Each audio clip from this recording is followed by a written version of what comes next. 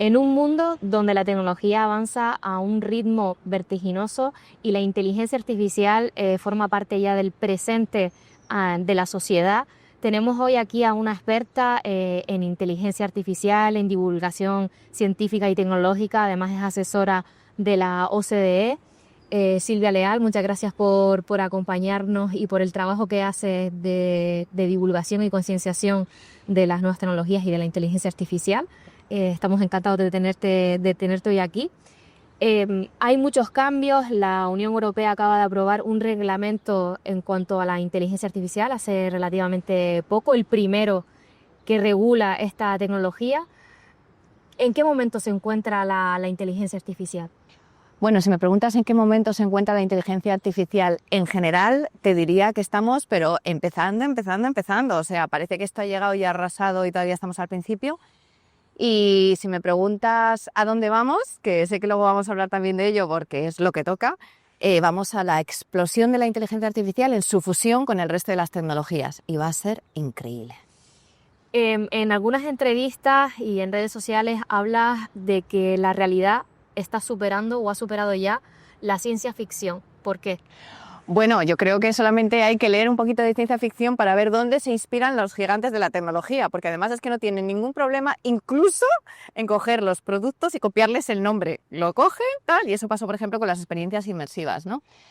¿Y en qué momento estamos? Pues en el que la ciencia ficción ya por fin nos da una serie de ideas que nos podemos llevar a la realidad y que podemos desarrollar, pero también están los criminales de la ciencia ficción. He tenido la suerte de trabajar con la policía, por ejemplo, en analizar tipologías de crímenes que todavía no existen.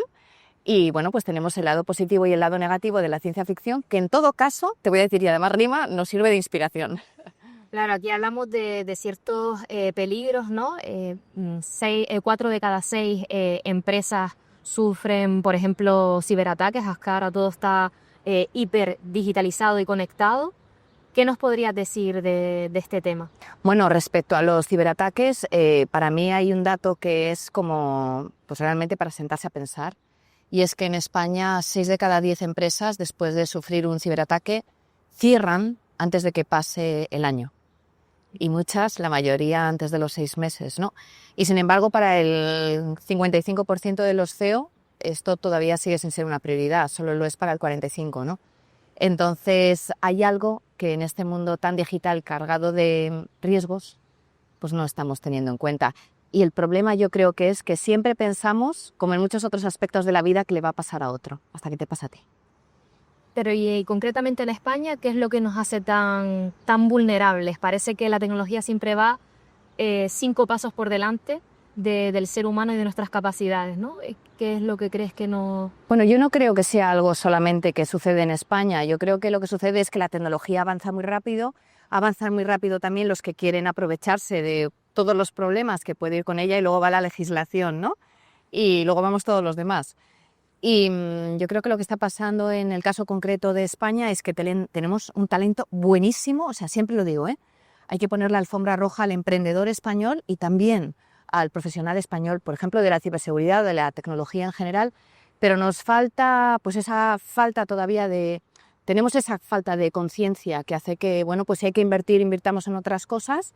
Y luego también escasez de talento. Tenemos talento muy bueno, pero muy escaso. 8 de cada 10 empresas buscan profesionales, entre otras cosas de la ciberseguridad, y no los encuentran. Entonces, tienes la conciencia, tienes las herramientas, pero si no tienes los profesionales, ¿hasta dónde llegas, no? Estás hablando de personas, estás hablando de talento. ¿Qué tan importante es la formación que tienen las personas, la educación, los conocimientos relacionados con la tecnología? Bueno, hablamos, por ejemplo, de ciberseguridad, que yo creo que aquí es clarísimo.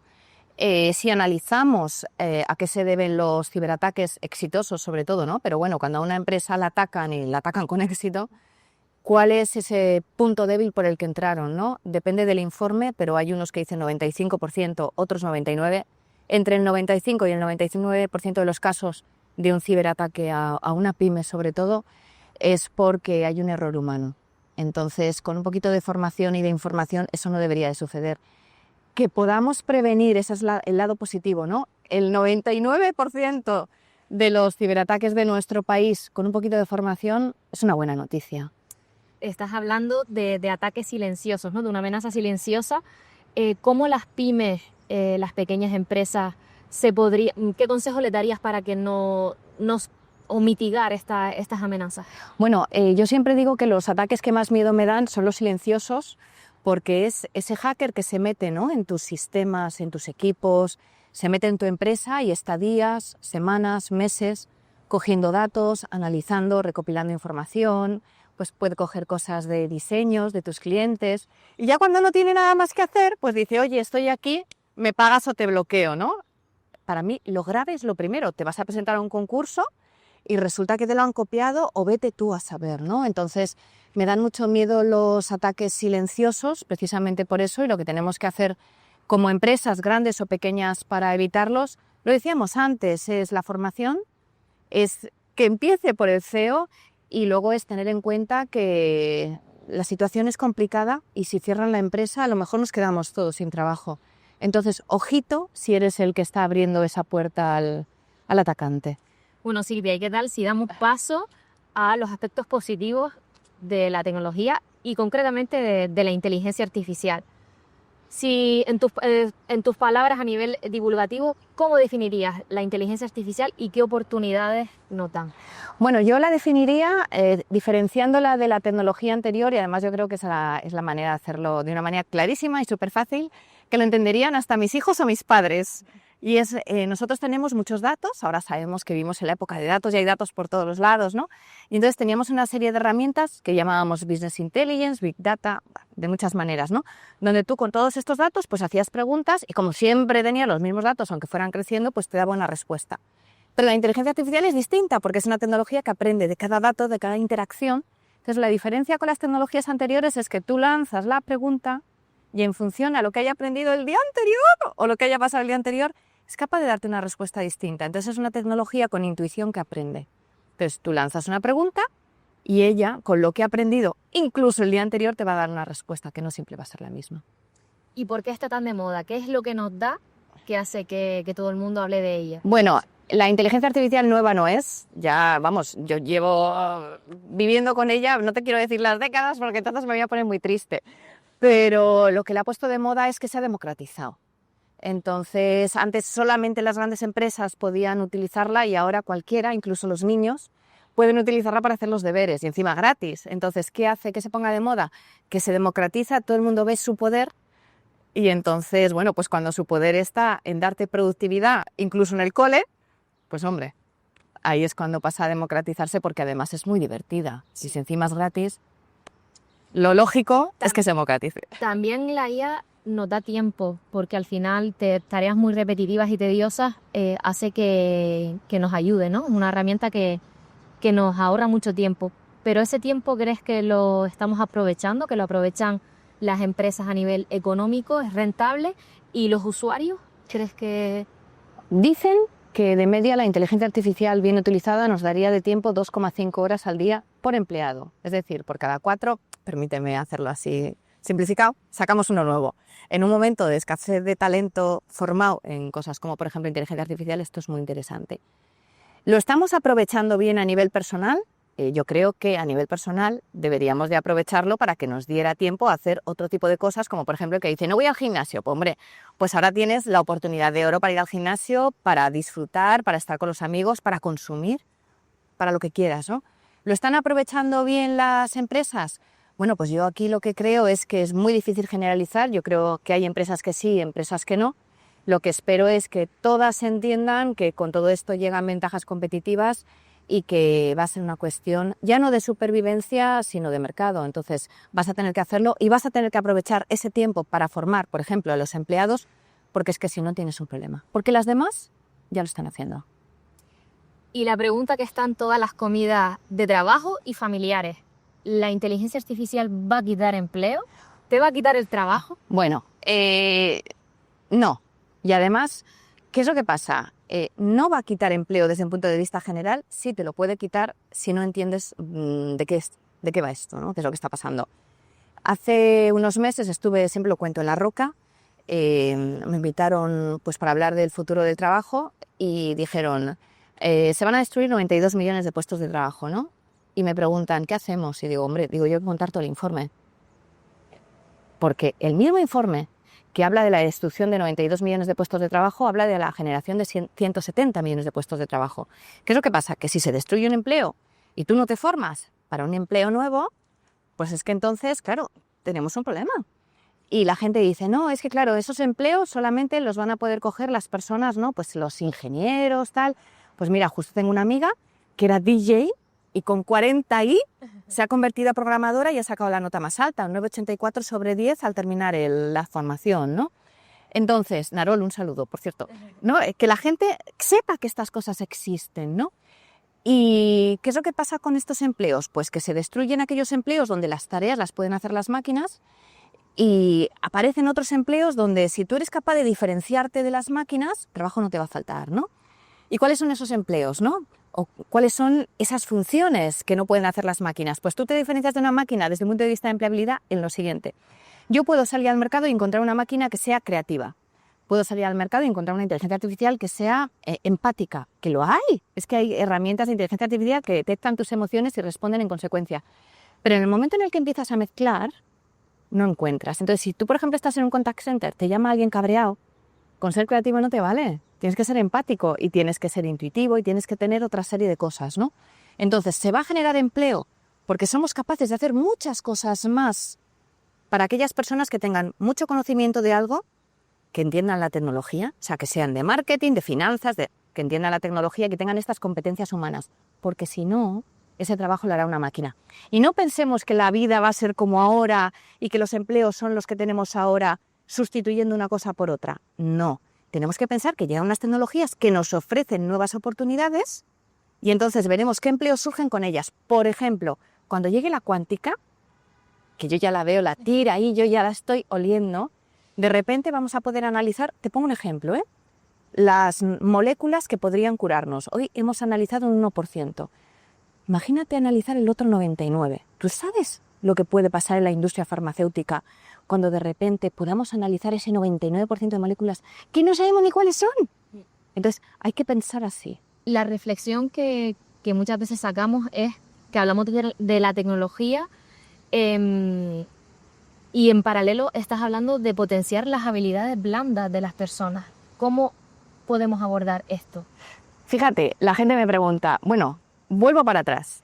Yo soy experta en tecnología y toda la vida he trabajado en tecnología y me encanta la tecnología. Y en determinado momento digo, quiero estudiar más. Yo tenía mis 3 másteres, yo tan contenta. Y digo, ¿qué estudio? ¿No? Digo, pues algo que no estudian mis compañeros. Y estudié sociología. Me hice doctora en sociología. Y la gente me decía, estás perdiendo el tiempo, Silvia. O sea, ¿por qué pierdes el tiempo en eso, no? En estudiar sociología cuando tú eres tequi, ¿no? Y yo decía, para que me llames doña. O sea, ya era la broma, ¿no? De yo tengo derecho a que me llames doña. O sea, mira, subo de nivel. Porque no me atreví a decir, no, es que el futuro es de saber usar la tecnología, saber innovar con ella, porque nadie, o sea, no es que no me creyeran, que se pensaba que estaba loca. Entonces, ¿qué es lo que pasa? Que pensamos que la tecnología y la humanidad son incompatibles cuando lo grande nos viene cuando están juntas. Entonces, si nosotros somos capaces de hacer las cosas de toda la vida, enseñar, curar, iríamos por las profesiones de toda la vida, con las tecnologías que nos llegan y que nos llegarán, y además desarrollamos estas competencias blandas, vamos a un mundo mejor. Sí. Si nos liamos pues a atacar a uno, a llorar en la esquina porque no voy a tener trabajo, en lugar de ponerme a estudiar, pues hombre, ¿a qué uno vamos? Pues a uno que claramente... Hemos hablado de las amenazas y de las oportunidades. Tú asesoras a la OCDE, a la Comisión Europea. A nivel legislativo y de regulación, ¿qué podrías comentarnos? Bueno, a nivel legislativo y de regulación, yo soy muy crítica, porque yo entiendo que hay que regular, pero yo hace años que colaboro con startups, bueno, me meto de inversora, porque he visto pasar tantos negocios millonarios que he dicho, ni no más, y cuando veo uno que me gusta, ¡buah! ¿No? Uno que puede ser millonario, mi plan de pensiones. ¿Y cuál es mi queja? Que hablamos mucho de IA, de que hay que liderar la IA y demás, y no protegemos al que lo hace, ¿no? Al emprendedor, al empresario, y si tú quieres proteger algo, te tienes que ir fuera, protegerlo y luego te lo traes, ¿no? Estamos locos. Entonces, me parece genial proteger los derechos humanos relacionados con la tecnología, pero protejamos también al que se está dejando el tiempo, el dinero y la familia, porque muchos emprendedores se dejan la familia en esos proyectos, ¿no? Entonces, hagamos algo, por favor, para proteger bien el software. Hace unas semanas tuvimos a Ángel Niño con nosotros y nos habló de Sandbox. ¿Tú qué nos podrías decir sobre este tipo de iniciativas que recoge nuestro país, concretamente la capital de España? Bueno, yo te tengo que decir que soy fan y amiga de Ángel Niño y de su trabajo. Además, él lo sabe, somos muy amigos. Y creo que, en concreto, relativo a los sandbox, tú tienes que facilitar al emprendedor, al empresario, al profesional que pueda probar sus ideas, ¿no? Entonces, en el caso concreto de Madrid, tengo que decir, todo lo relacionado con los sandbox me parece que se está haciendo súper bien y cada vez más fuera. Pero me parece algo fundamental de agradecer y no valorado suficientemente. Parece que cuando hablamos de inteligencia artificial hablamos de las dos grandes potencias, ¿no? China y Estados Unidos. Pero ¿tú crees que España se podría colocar como referente en Europa, al menos? Bueno, ya que te tengo que decir qué es lo que pasó cuando llegó el coronavirus. España tenía un 86% de las pymes sin digitalizar y a nadie le importaba, porque claro, las cosas iban más o menos bien. Y llega el coronavirus, se cierran persianas, tiendas, todo, ¿no? Y España, sin ordenadores, sin talento, sin redes, sin nada, se pone en el top 3 de crecimiento de comercio electrónico del mundo. Entonces, tú no le digas a un español, oye tal, porque vamos, va a ser el mejor. Quiero decir, si nos lo proponemos y nos reta la vida a eso, seríamos capaces de liderar. Yo es que en ese sentido creo mucho en, somos muy flexibles, muy pasionales, ¿no? Entonces, creo que sí que podríamos hacerlo. Pero habría que cambiar la legislación y luego también todo, y aquí vuelvo a ser crítica, todo el aspecto tributario.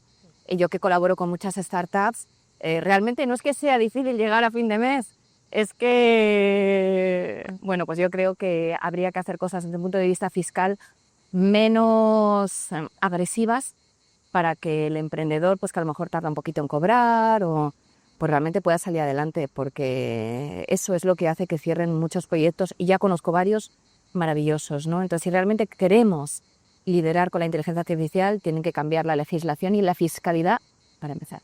Entonces, ¿crees que el término startup e inteligencia artificial son un buen tándem? ¿El mejor tándem? Bueno, yo estoy metida en varias empresas de startups, que son startups de inteligencia artificial. Entonces, espero que sí, porque insisto, yo estoy dedicándoles mucho tiempo porque me parecen unos proyectos ambiciosos, maravillosos, que realmente pueden cambiar muchas cosas en el mundo, pero es que además en España hay que poner la alfombra roja a las personas que sacan estos proyectos adelante y que encima se posicionan a nivel global. Y he visto varios, conozco varios espectaculares. Y para los discursos anti-desarrollo de la inteligencia artificial, por ejemplo, esto que tú conoces no es IA realmente, porque hay personas del mundo tecnológico que dicen que la IA generativa realmente no es 100% inteligencia artificial, o los que incluso dicen que no es rentable y que es muy complicado que las empresas realmente, con la inversión que tendrían que hacer, les saldría rentable el uso de la inteligencia artificial. ¿Tú qué le dirías a todos, pues mira, todos ellos?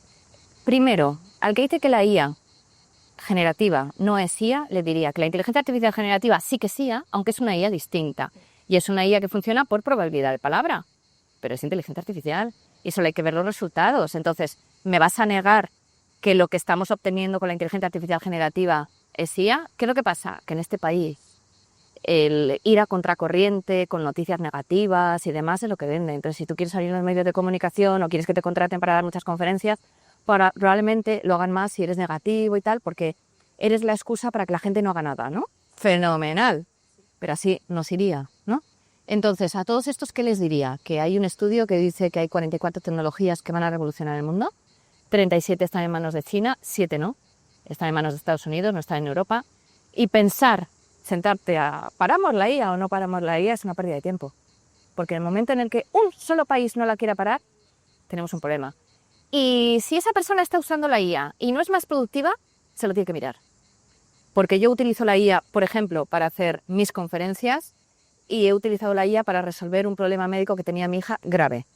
Entonces, a mí que no me digan que eso no es productivo. Entonces, eso si quieres te lo cuento en otro episodio de tu podcast. Pero vamos, que si no están usando la IA para ser más productivos, para que les mejore la vida o para ganar más dinero no saben usar la IA. Entonces mejor que se dediquen a otra cosita o que se formen.